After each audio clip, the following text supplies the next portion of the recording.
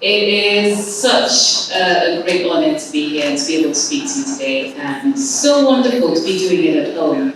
I love home, I love being in Uganda, and I'm just really excited to be here. I'm going to completely destroy Edith's introduction by starting off telling you about one of the biggest blunders I've made in my career. Do you want to hear that? Yes. So imagine this. We're in Madagascar. I've just pitched this story, and I'm really excited because this is my first big thing.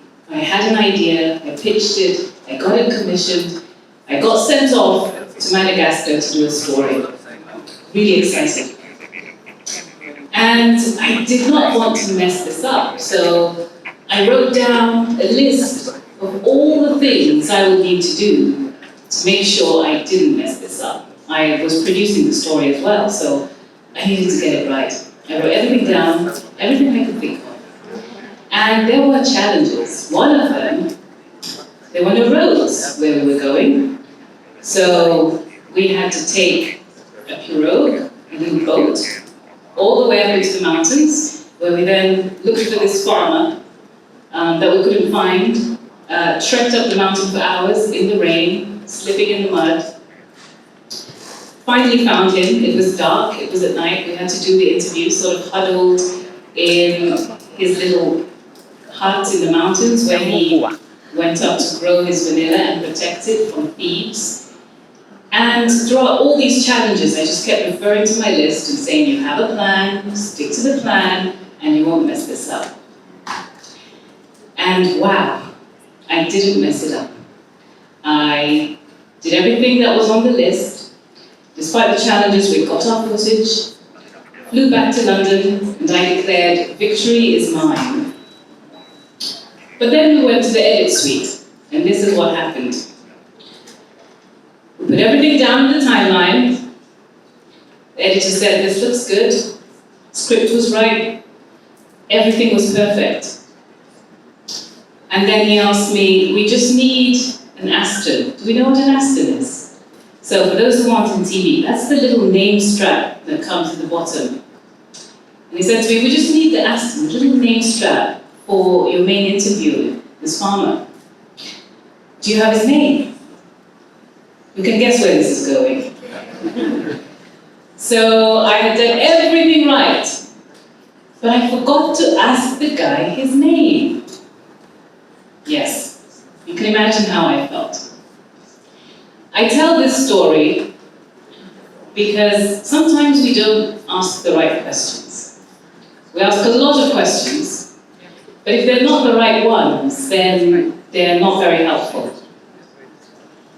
And in thinking about the challenges that face journalism today, one of the things that really stood out to me was, are we asking the right questions? The question we have today is journalism still good enough?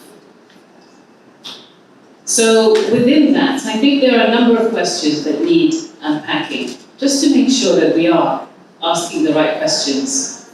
Do we still know what journalism is? Has journalism ever been good enough? Those are all key questions.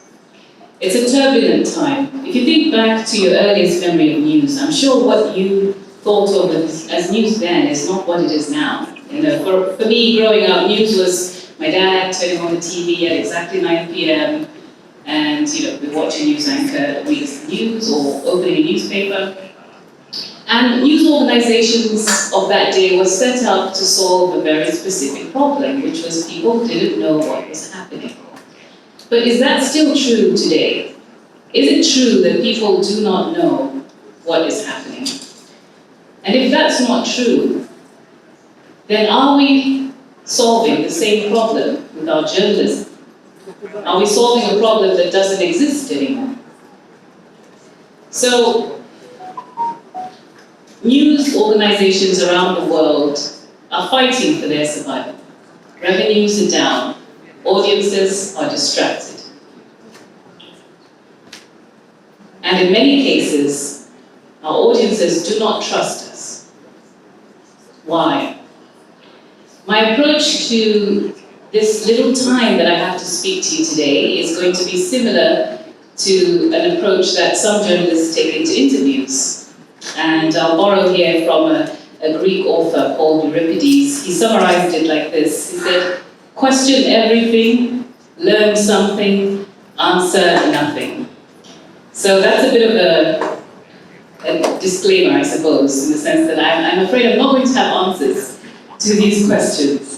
But there is some method to that madness, because sometimes it's better to debate a question without settling it than to settle it without debating it. And I think that's really what we're here to do. The point of today is to ask the right questions and hope that they will lead us somewhere. None of us has all the answers. We don't know what the future looks like. But perhaps by asking the right questions, we can create the future that we want to see. So I would like to propose 3 questions that we might carry along with us. The first one is, what problem are we solving?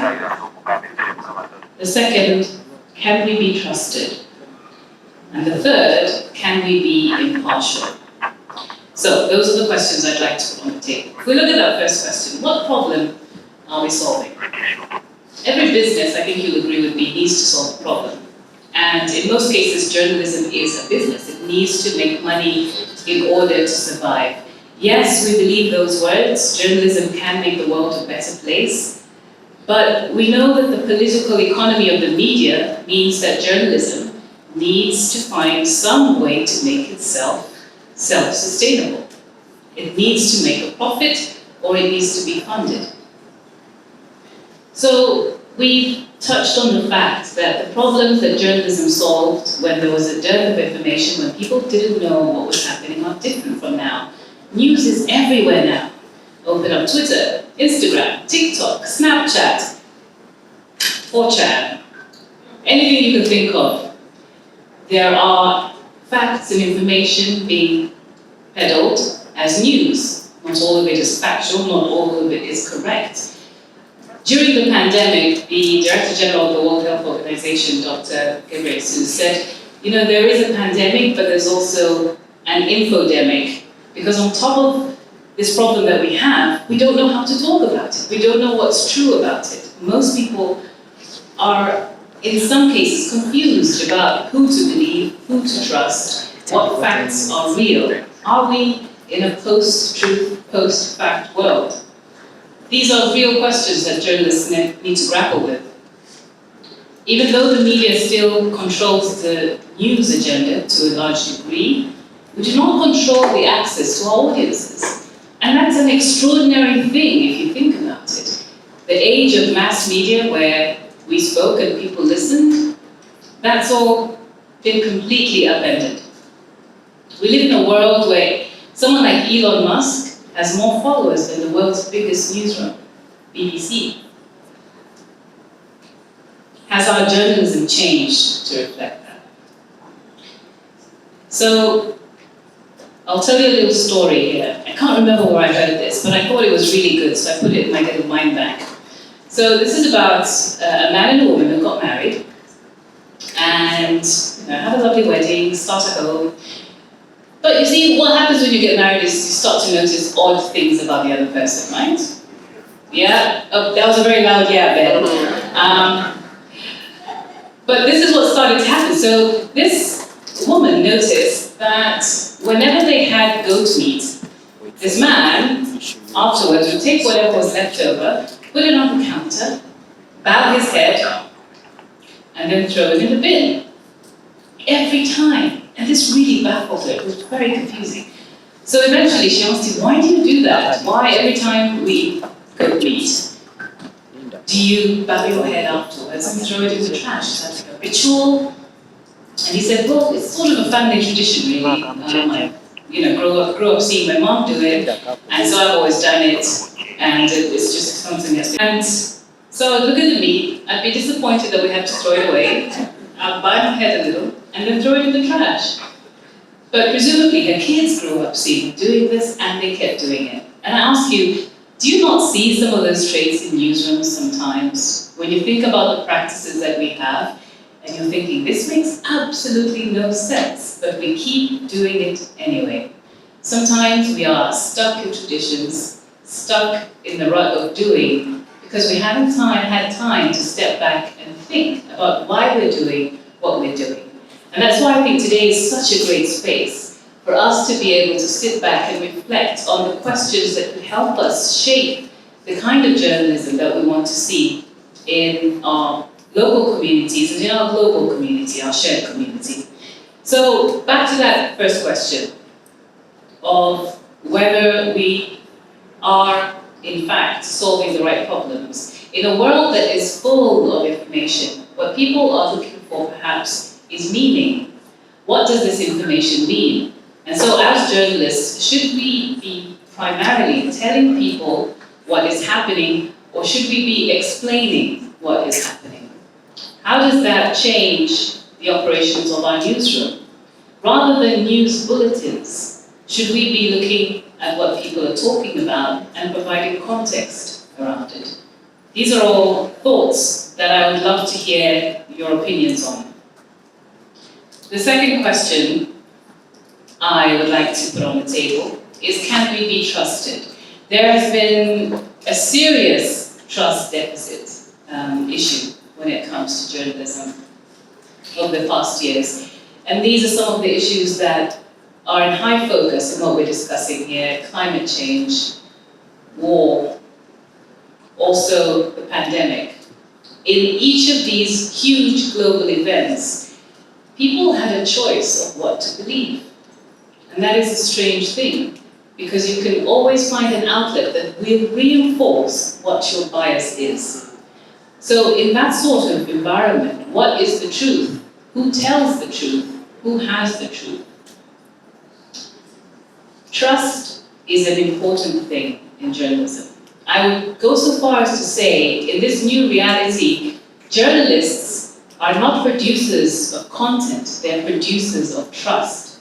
Because there is no shortage of content, but there's a huge shortage of trust. So is that where our thinking, our business models, our newsrooms, is that what they need to be arranged around? I love a book that I was given by a colleague in Nairobi, a colleague who works for the Daily Nation. It's called Flat Earth News. Has anyone heard of this book? I highly recommend it. It's called Flat Earth News, obviously because of that old saying, that conspiracy theories, for a long time people believed the world was flat until someone proved that it wasn't. But there's also that saying, that a lie has made its way halfway around the world before the truth has had a chance to put its pants on. But it's that idea that things that aren't true can travel very fast. And so the journalism community is asking the question, how can people trust us? But I would prefer today another question: why should people trust us? If you look at some of the practices that we have embedded in our newsrooms, maybe it's time to think about whether those work and whether they work well. And Nick Davis in this book really picks out some of those practices that deserve some questioning. I've summarized some of them in a short list here, and he presents them as rules. So he says, if you're going to be a typical newsroom that is doing things the same way without questioning, these are the rules you're probably going to live by. So rule number 1, run cheap stories. I think we all know this one. This rule requires you to select stories that are quick to cover and safe to publish. It discourages tricky investigations and distorts the selection of ordinary news stories in favor of those that are simple, uncontentious, and easy to get hold of. I think that one is pretty clear to us. We know that sometimes the path of least resistance is the path we always take. Not always, but often. Rule number 2, select safe facts. Now this is connected to the first one. This rule requires you to favor factual statements which are safe, especially those that can be attributed to official sources. If an official statement accuses a man of being a criminal, for instance, you can't be sued for using it. So even if a statement is in the public interest, but could put you in trouble, maybe that won't pass muster. Rule number 3, avoid the electric fence. This extends that rule of safe facts from favoring official sources, and it's basically about avoiding writing or producing anything about any organization or individual that has the power to hurt you or your news organization. So always avoid that electric fence. Rule number 4, always give both sides of the story. This is a safety net rule. If all else fails and you end up having to publish something which is not safe, you bring in some quotes from the other side just to balance the story. Balance means never having to say you are sorry because after all, you've not really said anything. Rule number 5, give them what they want. This is simple. Reduce stories, rather produce stories that increase your audience. If you can sell it, you can run it. Rule number 6, this one is the Ninja Turtle syndrome. Now it's called that because he was referring here to a phenomenon in schools where parents were forced all around the country to buy Ninja Turtle backpacks because their kids in school were being bullied if they didn't have them or being made fun of. And this rule basically requires you to run stories which are being widely publicized elsewhere, even if there is no merit to those stories, but because everyone else is doing it, you have to do it.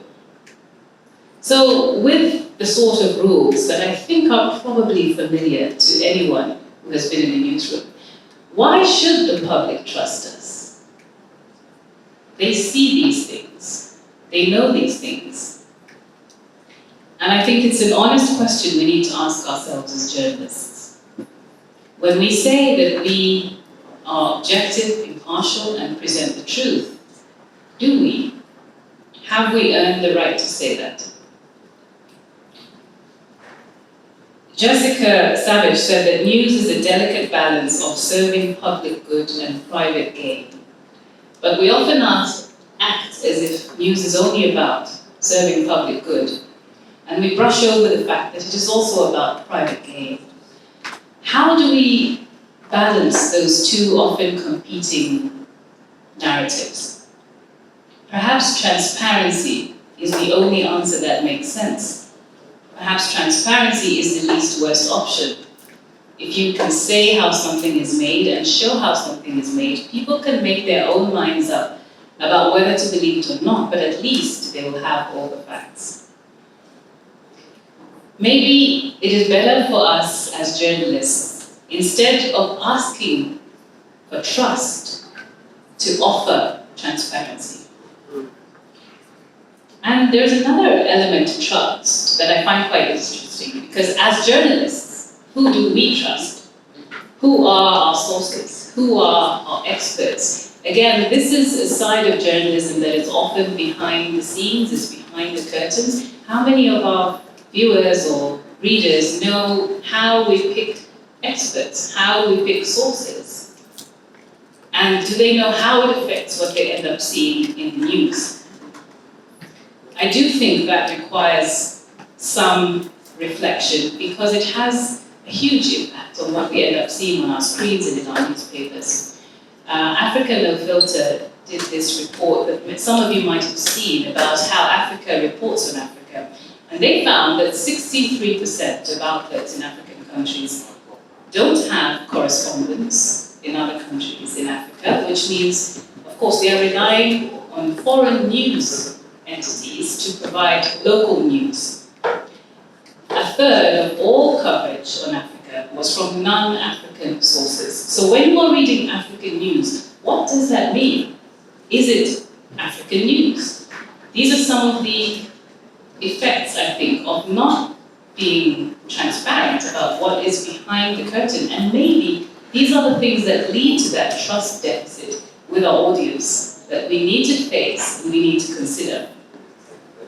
Also, when it comes to experts, who are our experts?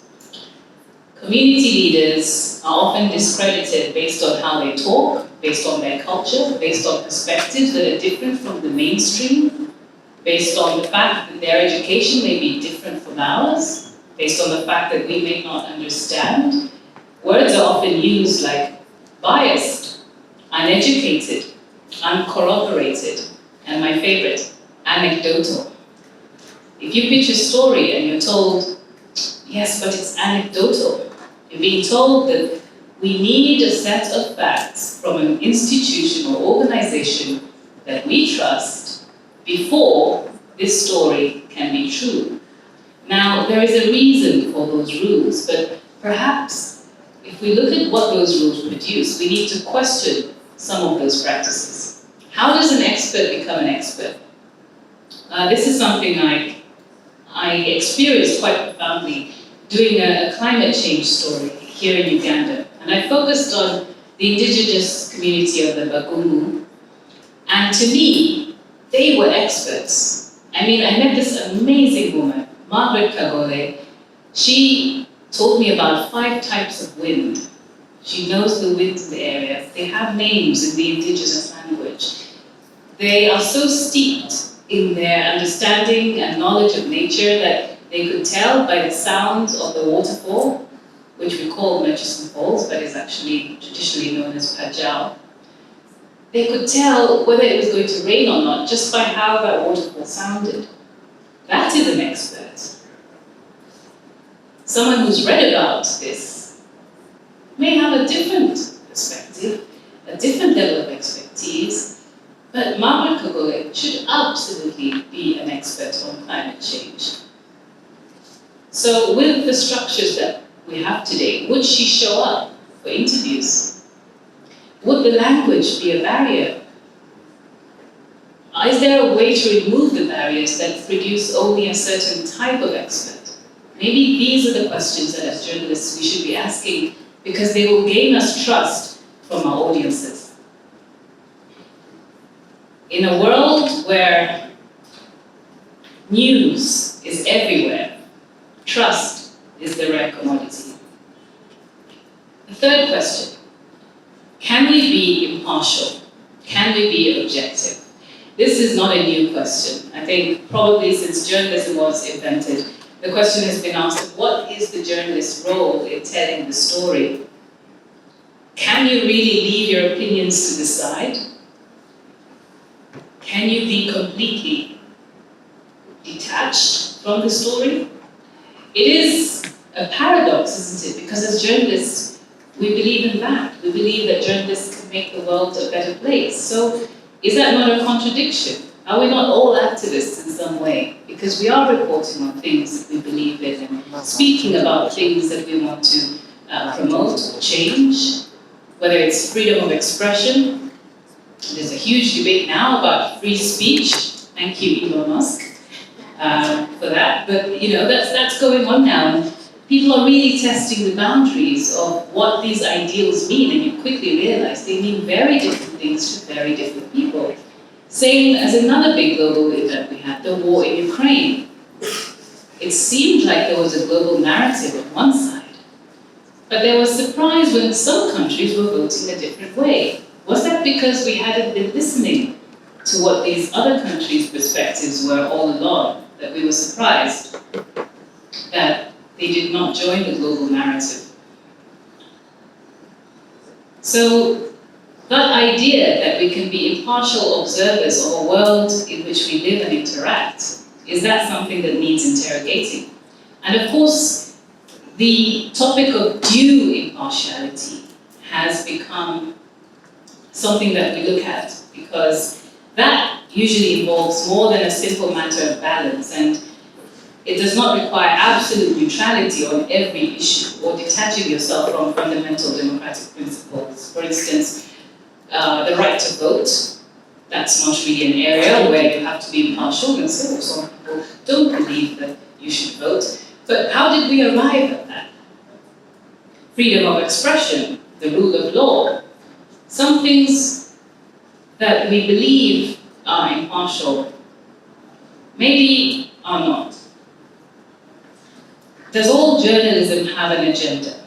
And if so, should that agenda be revealed? One example of this that springs to my mind is I was doing a story in Ghana, about people who were returning to Ghana from the UK and the US. And we were discussing where to film a piece to camera. And so one of the ideas that was floated was, oh, we should do it in the market, because it's vibrant and there's a lot to see, it's visually appealing. And my personal argument was, I think we should do it in an upmarket part of a crowd, because that's what the story is about. These people are not coming back and going to the market. They are, they're living in these offices, in these houses, in these offices, and this is the world that they come to. But also, there is a segment of the audience abroad that never sees a certain side of Africa. They don't see the malls, they don't see the nice roads, because we're always giving them the markets. Now, in that situation, what does it mean to be impartial? Because each point of view had a backing. One was, well, this gives people access into the story. They see something that they wouldn't usually see, they understand the context, and it makes the story a little easier to understand. Is there a right and wrong in that situation? I think what that situation reveals is that there is always a grounding principle behind any editorial decision. And if we're not being honest about what those grounding principles are, then perhaps these are the things that lead to a trust deficit in our audience. For instance, we are African journalists. Do we have a duty to report Africa a certain way? When we look at the global imbalances in narratives, we know that Africa has for a long time been portrayed as a continent of desperation, of hopelessness, famine, poverty. We're used to seeing those things. So as a journalist, are you called to be impartial? Are you called to correct that narrative? Are you called to bring balance? What is your role? And I think these are just some of the questions that we need to really face up to and think about how it influences how we portray our world. So those are some of the questions that I think are really rooted in terms of objectivity, impartiality, whether we're asking the right questions, and whether we can be trusted. But it's not all doom and gloom. I think there are huge opportunities with all this upheaval that we're seeing. Because the pandemic accelerated digitalization, we're seeing platforms like Substack and Supercast, and now individual journalists can speak directly to their audiences. It's an exciting new space. We're seeing podcasts and blogs, and we've got so many startups that are producing journalism in new forms. Journalism is now coming in the form of Twitter spaces and tweets, and it doesn't have to be constrained to a news bulletin or a long read. So there is a lot of exciting potential. And I would love to hear more thoughts today on what some of that potential is. A famous writer once said that a journalist finds out things by asking questions of people who know. It's hard in this case because nobody knows. Nobody knows what the future is going to look like. But sometimes we ask questions, again, not to find answers, but to see where they would lead. So those are the questions I'd like to leave us with, and the questions I would love you to add to. I'm looking forward to seeing where your questions and mine lead us to today. This is a room of absolutely brilliant people and people joining online.